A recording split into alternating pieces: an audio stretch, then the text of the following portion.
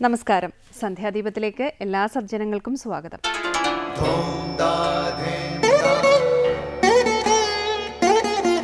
ശുഭം ഭവതു കല്യാണമായുസാരോഗ്യവർദ്ധനം സർവദുഃഖ വിനാശായ സന്ധ്യാദീപം നമോസ്തുതേ. നാമം ജപായനം പുണ്യം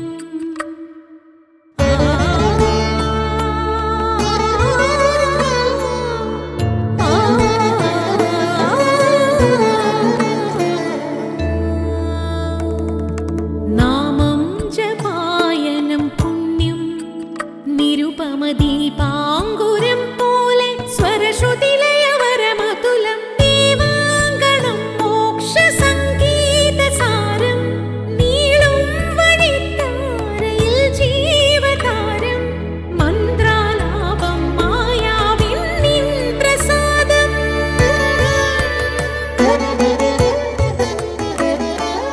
ഇരുൾ നീങ്ങിയുണരുന്ന തെളിനാളദീപം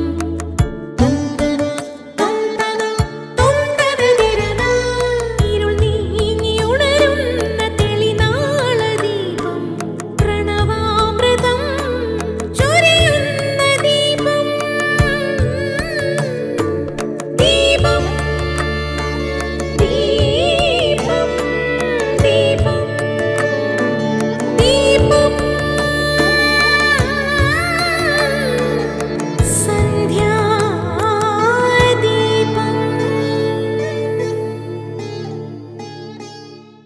സദ്ഗ്രന്ഥ പാരായണത്തിൻ്റെ മഹത്വത്തെക്കുറിച്ച് ഇന്നും ചില കാര്യങ്ങൾ മനസ്സിലാക്കാൻ ശ്രമിക്കാം. ഓരോ ഗ്രന്ഥത്തിലും അനേകം സ്ഥലങ്ങളിലായി വർണ്ണിച്ചിട്ടുള്ള അനേകം തത്വങ്ങൾ നിത്യപാരായണം ചെയ്യുന്നയാളുടെ ഉള്ളിൽ പ്രവേശിച്ച് അയാളെ ആന്തരികമായി പരിവർത്തനം ചെയ്യിക്കും. ഈ ആന്തരിക പരിവർത്തനം അവരുടെ ജീവിതത്തിൽ ആകമാനം ഭാവാത്മകമായ മാറ്റമുണ്ടാക്കുകയും അതിലൂടെ അവർക്ക് സർവ്വസദ്ഫലങ്ങളും കൈവരിക്കാനുള്ള യോഗ്യതയുണ്ടാകുകയും ചെയ്യും. പുരാണേതിഹാസങ്ങളും ഉപനിഷത്തുകളും സ്തോത്രകാവ്യങ്ങളും ഒക്കെ പാരായണം ചെയ്ത് നമ്മുടെ അനുഷ്ഠാനത്തിൻ്റെ ഭാഗമാക്കണമെന്ന് ആചാര്യന്മാർ പറയുന്നുണ്ട്. നിത്യപാരായണം നമുക്ക് അനുഗ്രഹങ്ങൾ ചൊരിയുന്നു എന്നതിന് പുറമെ അവ നമ്മെ ആധ്യാത്മിക പഥത്തിൽ വളരെയേറെ മുന്നോട്ട് നയിക്കുക കൂടി ചെയ്യുന്നു. സദ്ഗ്രന്ഥ പാരായണം നമ്മുടെ സന്ദേഹങ്ങൾ ഇല്ലാതെയാക്കുന്നു. നമ്മുടെ ഉള്ളിലെ മോശമായ ആശയങ്ങളെ പിഴുതെറിയുന്നു. നമ്മുടെ മനസ്സിന് സഞ്ചരിക്കാൻ പുതിയൊരു ശ്രേഷ്ഠ മാർഗം തുറന്നു തരുന്നു. മനസ്സിൻ്റെ അലച്ചിൽ ഒഴിവാക്കാൻ വഴിവെക്കുന്നു. എല്ലാത്തിലും ഉപരി സദ്ഗ്രന്ഥ പാരായണം ഏകാഗ്രത വർദ്ധിപ്പിക്കുന്നു. തുടർന്ന് ശ്രീ കാവാലം ശ്രീകുമാറിൻ്റെ രാമായണ പാരായണം കേൾക്കാം.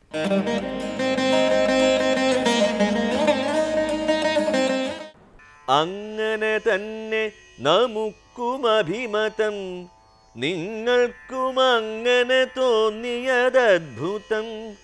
എങ്കിലോ വന്നു വിമാനമേറിടുവിൻ,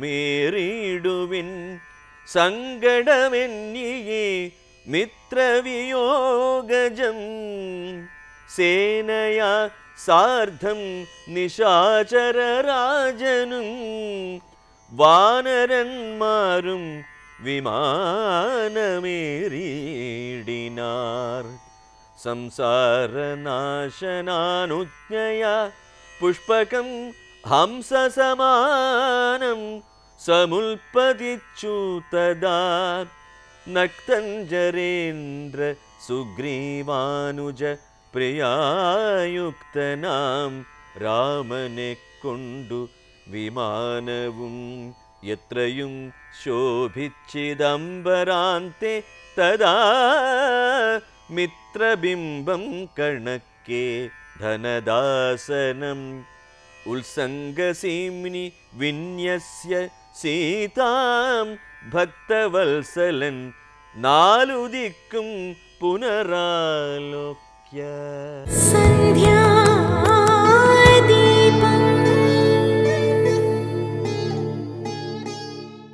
ഇനി രാമായണ ദർശനം. വാനരശ്രേഷ്ഠരും സീതാലക്ഷ്മണന്മാരുമൊത്ത് ശ്രീരാമൻ പുഷ്പക വിമാനത്തിൽ അയോധ്യയിലേക്ക് തിരിച്ചു.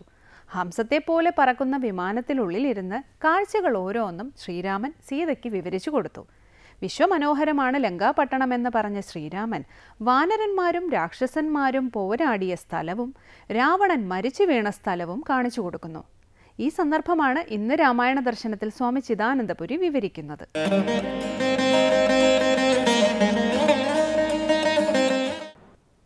വിഭീഷണനോടും സുഗ്രീവനോടും മറ്റും ശ്രീരാമൻ യാത്ര ചോദിക്കുകയും സന്തോഷത്തോടുകൂടി അവനവൻ്റെ കർത്തവ്യം ചെയ്യാൻ നിർദ്ദേശിക്കുകയും ചെയ്തു. അവരാകട്ടെ ഏകസ്വരത്തിൽ തങ്ങൾക്കും അയോധ്യയിൽ വരാൻ അനുഗ്രഹം തരണം എന്നഭ്യർത്ഥിച്ചു. കൗസല്യ തുടങ്ങിയവരെ കണ്ടു വന്ദിച്ച് രാമാഭിഷേകം കണ്ട് ഉടനെ ഞങ്ങൾ മടങ്ങിക്കൊള്ളാം എന്നവർ വാക്കും കൊടുത്തു.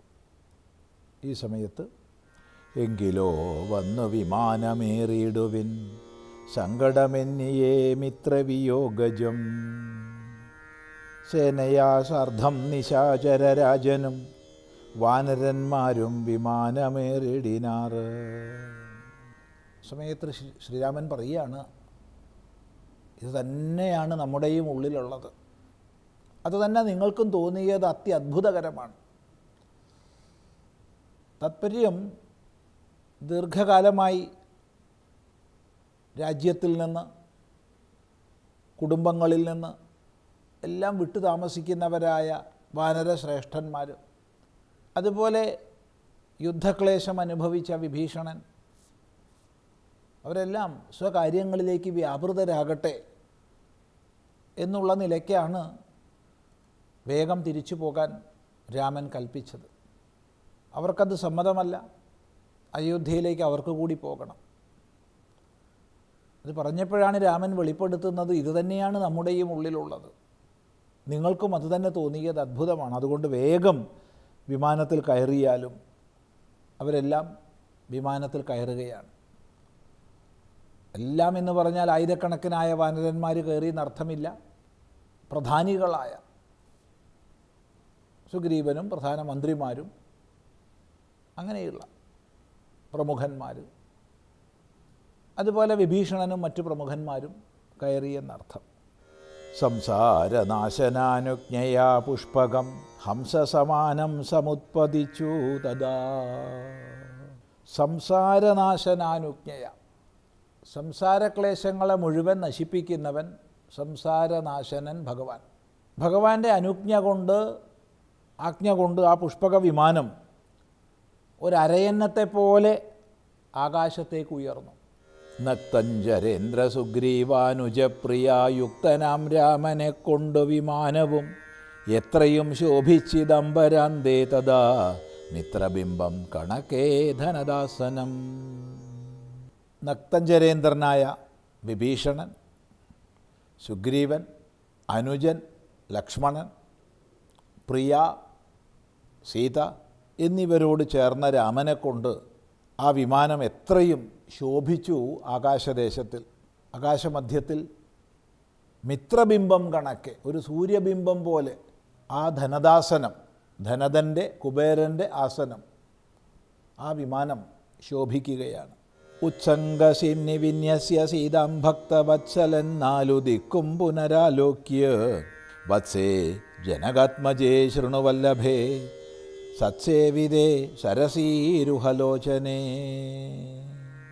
വാൽമീകി രാമായണത്തിൽ ഉഗ്രമായ കാറ്റിനാൽ മേഘമണ്ഡലം എന്ന കണക്കെ ആ പുഷ്പക വിമാനം മേഘമണ്ഡലത്തിലേക്ക് തന്നെ ഉയർന്ന് ചരിച്ചു എന്ന് പറഞ്ഞിട്ടുണ്ട്.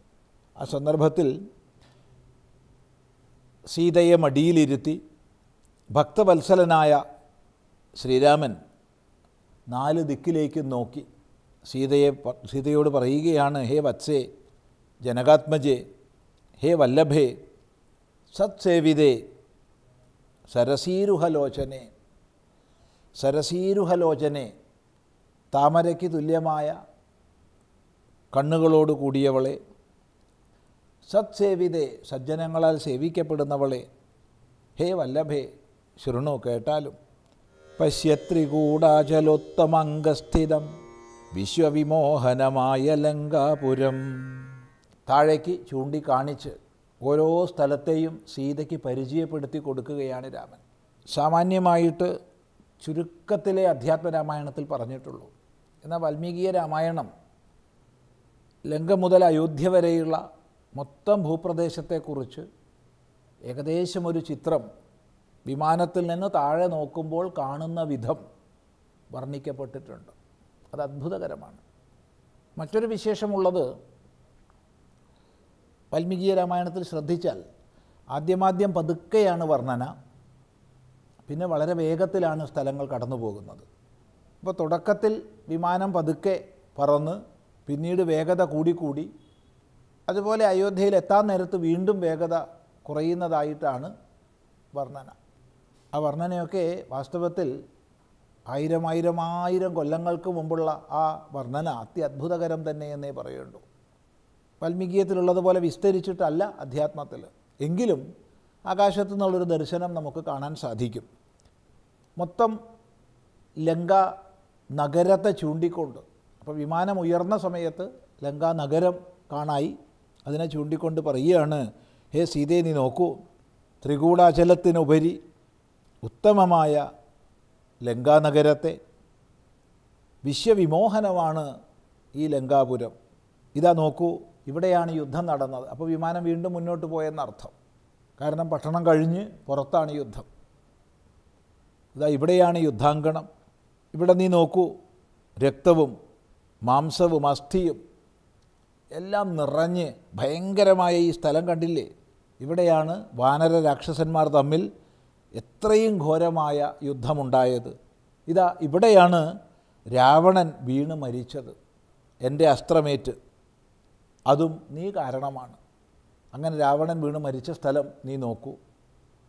ഇങ്ങനെ ഓരോ സ്ഥലമായിട്ട് ചൂണ്ടിക്കാണിച്ചു കൊടുക്കുകയാണ്. ആവർത്തിക്കട്ടെ, വാൽമീകിയത്തിൽ വളരെ വിസ്തൃതമായിട്ട് ഓരോ പ്രധാനപ്പെട്ട രാക്ഷസൻ മരിച്ച സ്ഥലവും കാണിച്ചു കൊടുക്കുന്നുണ്ട്. ഇവിടെ സംക്ഷിപ്തമായിട്ടാണ്. ഏതായാലും ഈ ഭാഗം അടുത്ത പ്രാവശ്യം നമുക്ക് ശ്രദ്ധിക്കാം.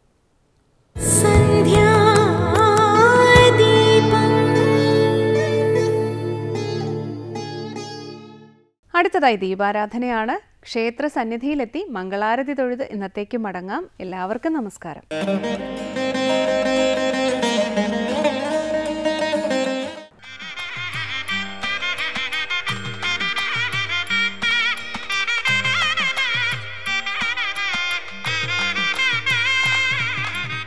ഇത് അനന്തപുരം ശ്രീ അനന്ത പത്മനാഭസ്വാമി ക്ഷേത്രം. സർവ അഭീഷ്ട പ്രദായകനായ സാക്ഷാൽ ശ്രീ അനന്ത പത്മനാഭസ്വാമി ശ്രീദേവി സമേതനായിരുന്ന് ഭക്തർക്ക് അനുഗ്രഹം ചൊരിയുന്ന ദേവസ്ഥാനമത്രേ അനന്തപുരം ശ്രീ അനന്ത പത്മനാഭസ്വാമി ക്ഷേത്രം. കാണൊരു നേരത്തിങ്കൽ ആമയായി വന്നുയർത്തി ആദിതേയന്മാർ തന്റെ ആമയമെല്ലാം. കാസർഗോഡ് ജില്ലയിലെ പുത്തികൈ പഞ്ചായത്തിലാണ് അനന്തപുരം ശ്രീ അനന്ത പത്മനാഭസ്വാമി ക്ഷേത്രം സ്ഥിതി ചെയ്യുന്നത്. കാസർഗോഡ് ടൗണിൽ നിന്നും കുമ്പള ബദിയെടുക്ക റൂട്ടിലെ നായിക്കാപ്പ് ജംഗ്ഷനിലെത്തി അവിടെ നിന്നും തെക്കുഭാഗത്തേക്ക് സഞ്ചരിച്ചാൽ അനന്തപുരം ശ്രീ അനന്ത പത്മനാഭസ്വാമി ക്ഷേത്രത്തിൽ എത്തിച്ചേരാവുന്നതാണ്.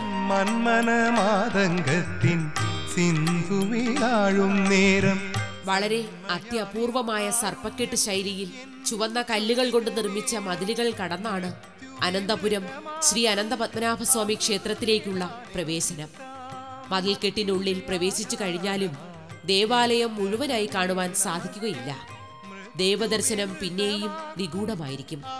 ക്ഷേത്ര കവാടം കടന്നു കഴിഞ്ഞാൽ വിശാലമായ രാജാങ്കണവും കല്ലുകൾ നിറഞ്ഞ പ്രധാന കവാടവും ബലിക്കല്ലിനടുത്തുള്ള പടികളും കടന്നു വേണം അനന്തപുരം ശ്രീ അനന്ത പത്മനാഭസ്വാമി ക്ഷേത്രത്തിന്റെ ഉള്ളിലേക്ക് എത്തുവാൻ. മന്ദാനം പാലാഴിയിൽ മന്ദമന്ദം കണ്ടങ്ങു കാണൊരു നേരത്തിങ്കൽ ആമയായി വന്നുയർത്തി. ദ്വാപരയുഗത്തിൽ വില്ലോമംഗലം സ്വാമിയാരാണ് ഇവിടെ പ്രതിഷ്ഠ നടത്തിയതെന്നാണ് ഐതിഹ്യം. ഇവിടെയുള്ള ശ്രീകൃഷ്ണ ക്ഷേത്രത്തിൽ വില്ലോമംഗലം തപസ് ചെയ്തിരുന്നുവെന്നും ശ്രീകൃഷ്ണൻ അദ്ദേഹത്തിന്റെ ഉപാസനാമൂർത്തിയാണെന്നുമാണ് ഐതിഹ്യം.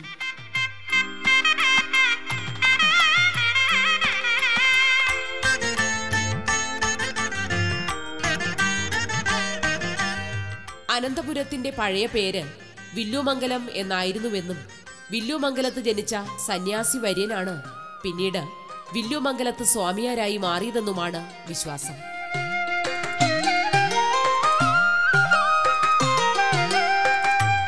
ഗുരുമതത്താലേ മാർഗം വിഷ്ണു ഭഗവാന്റെ അനന്യഭക്തരായി ഭഗവാനെ നിത്യവും ഉപാസിച്ചു വന്നിരുന്ന വില്ലുമംഗലം സ്വാമികളെ പൂജാതി കർമ്മങ്ങളിൽ സഹായിക്കുന്നതിനായി പതിവായി ഒരു ബാലൻ ഇവിടെ എത്തിയിരുന്നു.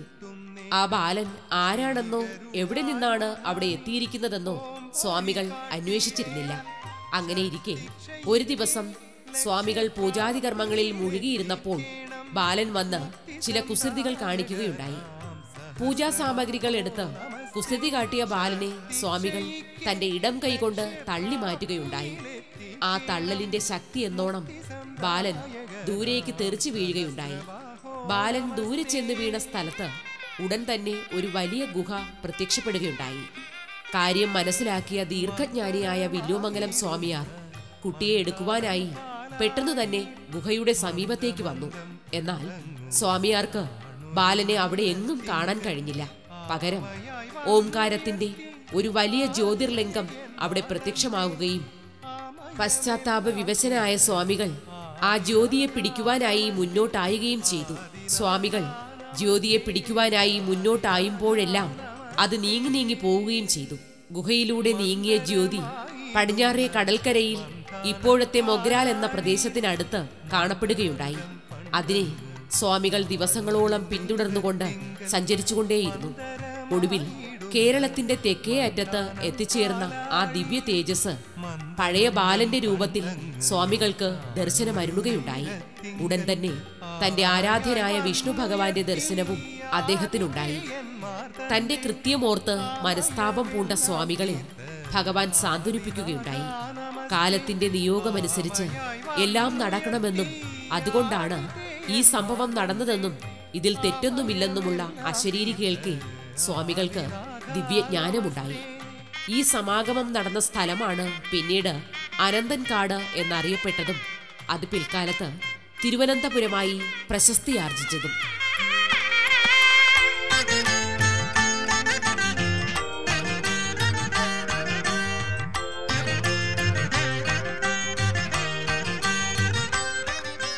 സ്വാമികൾക്ക് കാലത്തിന്റെ മഹിമയുടെ ബോധമുണ്ടാക്കിയ ശ്രീ പത്മനാഭസ്വാമി ശയിക്കാൻ മുതിർന്നപ്പോൾ 5 ഭണം വിടർത്തി ഒരു സർപ്പം തന്റെ മുകളിൽ ശയിക്കാൻ അപേക്ഷിച്ചു. അതിൻ പ്രകാരം ഭഗവാൻ ആദിശേഷനായ അനന്തന്റെ മേൽ ശയിച്ചു. ദൈവിക ചൈതന്യത്തിന്റെ മായാവിലാസങ്ങളിൽ ആനന്ദസ്തബ്ധനായി നോക്കി നിന്ന സ്വാമികൾ ഉടൻ തന്നെ സമീപത്തുള്ള മാവിൽ നിന്നും ഒരു മാമ്പഴം പറിച്ചെടുത്ത് ചിരട്ടയിൽ ഭഗവാന് നിവേദിച്ചു. ഭഗവാന്റെ നിർദ്ദേശമനുസരിച്ച് സ്വാമികൾ തിരിച്ച് ഇവിടെ വന്ന അനന്തപുരത്ത് ശ്രീ അനന്ത പത്മനാഭസ്വാമിയെ ഭയഭക്തിയോടെ പൂജിച്ച് ഏറെക്കാലം ജീവിച്ചു പോന്നു എന്നാണ് ഐതിഹ്യം. യാതൊരു മനുഷ്യ പ്രയത്നത്തിന്റെയും അടയാളമില്ലാത്ത ദിവ്യ തേജസ് കാണപ്പെട്ട ആ ഗുഹ അനന്തപുരം ക്ഷേത്രത്തിൽ ഭക്തിപൂർവം സംരക്ഷിക്കപ്പെട്ടു വരുന്നു. വില്ലുമംഗലത്ത് സ്വാമികൾ ഇവിടെ തപസ് ചെയ്തിരുന്നുവെന്നും തീർത്ഥമായി ഈ ഗുഹയുടെ മധ്യത്തിലുള്ള കുഴിയിൽ നിന്നുള്ള ജലം ഉപയോഗിച്ചിരുന്നുവെന്നുമാണ് ഐതിഹ്യം പറയുന്നത്. മന്ദാനം പാലാഴിയിൽ മന്ദമന്ദം കണ്ടങ്ങു കാണൊരു നേരത്തിങ്കൽ. നമസ്കാര മണ്ഡപത്തിന്റെ ഇടതുവശത്തുകൂടി ഭഗവാനെ ദർശിക്കുവാൻ സൗകര്യമുണ്ട്. കരിങ്കല്ലുകൾ കൊണ്ട്